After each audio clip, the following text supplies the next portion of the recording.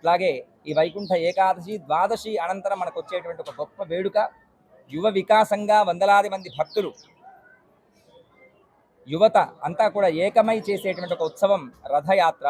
11వ తారీఖున ఉదయం మనం కూడారయ్యని అక్షయపాత్ర నివేదన జరుపుకున్న అనంతరం మధ్యాహ్నం 12-1 గంట మధ్యలో చక్కగా మనం ఈ రథయాత్రను ప్రారంభం చేసుకుంటాం.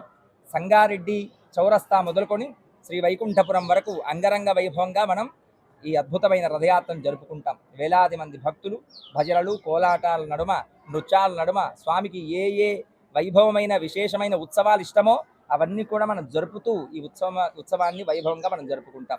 అట్లాగే 13వ తారీఖున ఈ నెల రోజుల పాటు జరుపుతున్నటువంటి ధనుర్మాస వ్రత పరిసమాప్తి కొరకై గోదా రంగనాథ కళ్యాణ మహోత్సవాన్ని మనం జరుపుకుంటాం.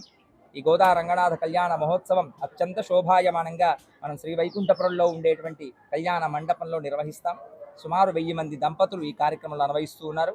వారందరికీ చక్కటి ఏర్పాట్లు జరుగుతున్నాయి. అందరూ పాల్గొనండి.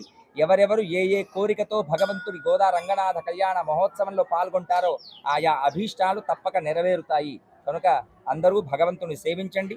ఈ కార్యక్రమాల్లో పాల్గొని భగవత్ కటాక్షాన్ని పొంది తరించాలి అని మీ అందరికీ సాదరంగా ఆహ్వానం పలుకుతూ ఆచార్య పురుషుల పరిపూర్ణమైన అనుగ్రహం మీకు అందాలి అని మనసారా కోరుకుంటూ జై శ్రీమన్నారాయణ.